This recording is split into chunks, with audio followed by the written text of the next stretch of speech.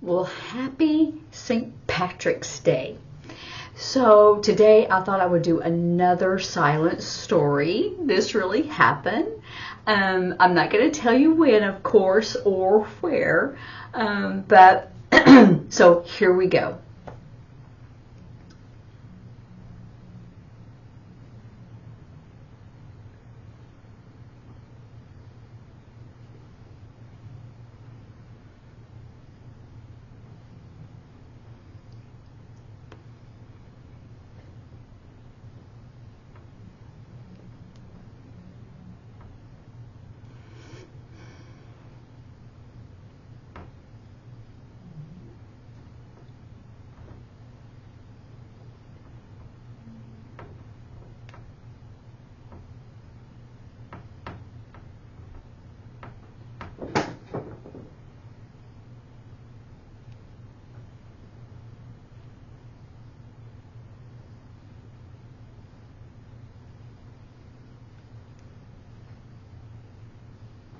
Okay.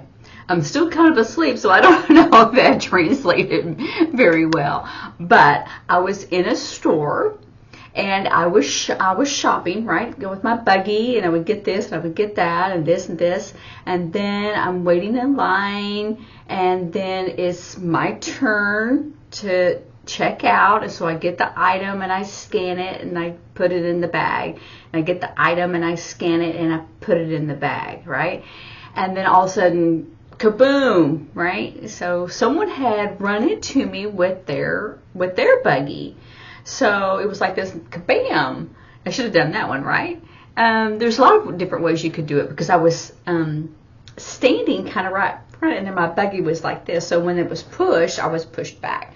So it was, and I thought, really? Could you just said, excuse me? And I heard an employee say, could you move your buggy, please? And I thought, why couldn't they say that? And I didn't think I was in the way. It was self, checkout. And you know how they have those little rows or however they do it. And I was on the end. But if I put my buggy over here, that's in the other person's way. And of course, what else happened is I did move it, and it was another person. I couldn't get there, but so then I'm standing there, almost finished, paying, and then a woman said, "Excuse me, I need to get the drinks, and it was like a little refrigerator, and I was standing in front of it, but that's where you pay." So I thought, never again. I am never going to do a self-checkout again. So that is the story. That's the silent story practice. So it wasn't long, but like I said, ordinary, everyday things that happen, try to practice and then do it again. How else can you show? Just like I did here. I showed you one way, and then I thought, oh, I could have done this, right? And so that's how you have to have your mind work that way. And if you were talking with someone and they go, and I said, right? And they go, oh. So sometimes you have to look at the cues, the facial cues that the other person gives you. Even if they were hearing, if you had voices off, then you could see they're going, what?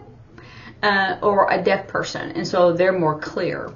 So that's how you can do it. So you just practice on what does it look like, and that's where the gestures and the classifiers come in, because you're trying to set up an object and kind of what it looks like. So I said because I was waiting in line, right? It was my turn, and I got the this going. And then my buggy's there, and they ran into it. But I showed like this because they did. Because my buggy hit me, right? So that's how you do that. So you need to practice with those types of things. So, it's important to let your mind kind of percolate, because you don't have to be perfect the first time or even the 100th time. You're constantly practicing and you're constantly trying to improve. And whenever you find something that is successful, then you go, oh, okay, I can do that one again, or I can show it that way again. So here's another one.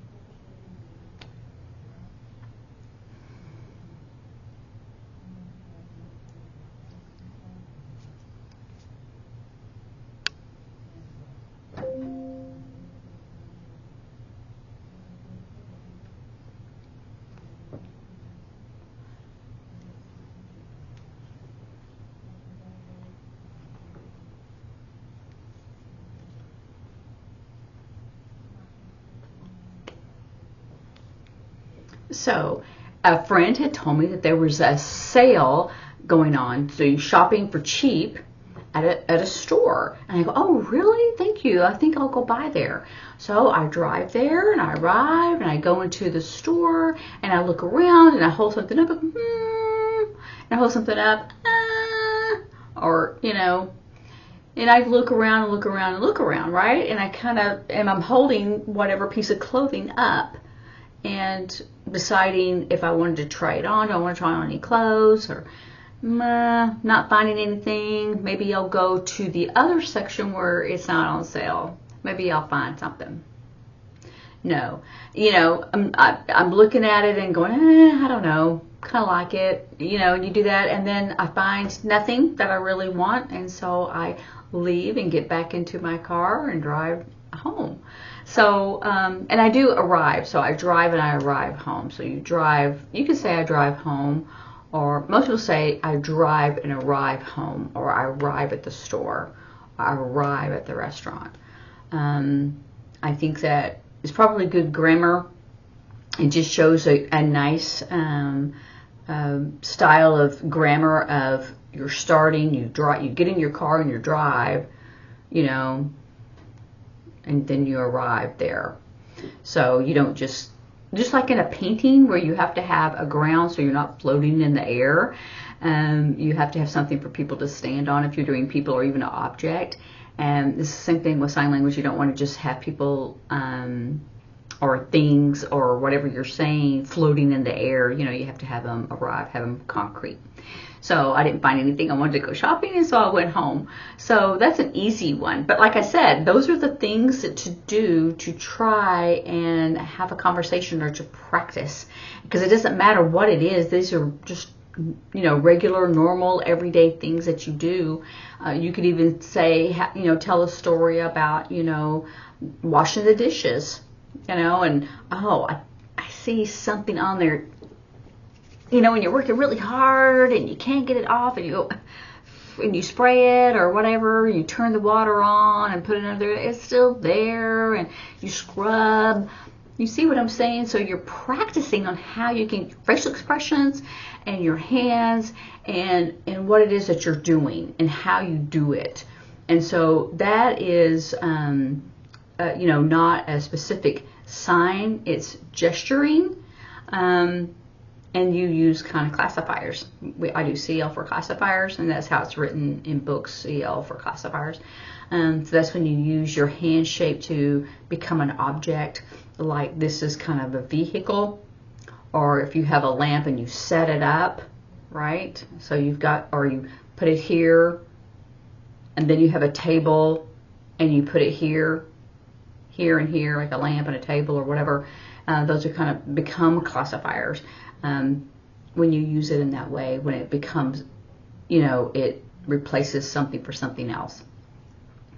So anyway, practice and just do everyday, normal stories that you can tell yourself or your friends, or videotape yourself and then watch it and then see, does it really look like that? Does it look like I'm shopping? Does it really look like I'm driving? Does it look like, I'm washing a dish? Does it look like that? When other people go, oh, I understand that. So, and if you can, then move forward and then you can practice on something else. So enjoy, and I'll see you later. Bye.